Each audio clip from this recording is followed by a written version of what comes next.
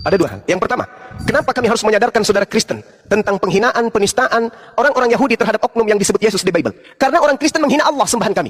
Karena orang Kristen menghina Nabi Muhammad SAW, Nabi kami. Maka kami menyadarkan, di Bible kalian, Yesus itu sangat dihinakan dan direndahkan, bahkan disebut sebagai makhluk terkutuk yang digantung di atas pohon. Itu satu. Itu satu. Dengarkan yang kedua.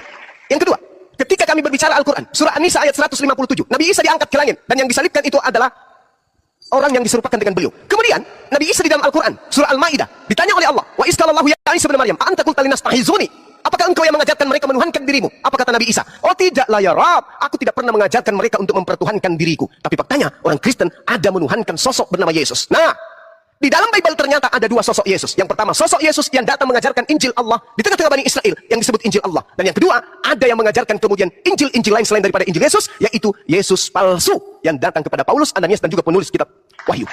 Jadi di dalam Bible itu ada dua Yesus. Yesus yang adalah Nabi Yesus, dan yang kedua adalah Dewa Yesus. Siapa yang mengajarkan tentang Dewa Yesus? Orang Roma.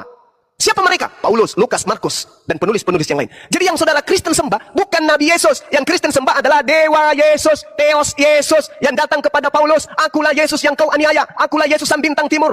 Dari tunas Daud, bintang gemilang. Itu bukan Nabi Yesus, itu Dewa Yesus. Jadi yang kau sembah hari ini, itu bukan Nabiullah, bukan Rasulullah, tapi Dewa Yesus. Mau bukti? Anda coba tanya kepada Matius 7. Buka sekarang Matius 7. Matius 7 di situ, coba Anda lihat. Saya kasih kerangkanya. Orang yang memanggil Yesus Tuhan.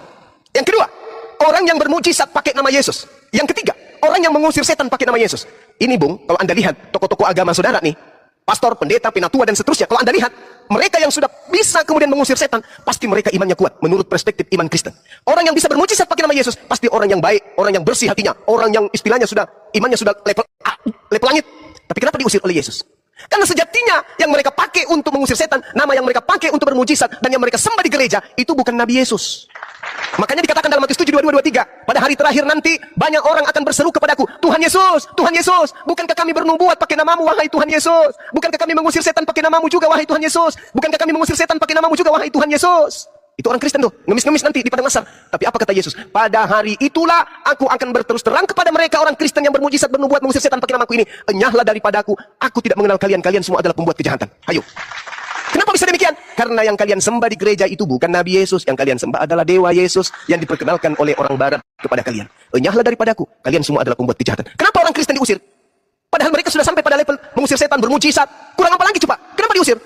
Ya karena mereka menyembah bukan kepada Tuhan yang betul, tapi menyembah kepada makhluk halus yang datang kepada Paulus. Akulah Yesus yang kau aniaya. Hanya berupa suara dan cahaya. Itu bukan Yesus. Itu bukan Yesus. Itu makhluk halus yang datang.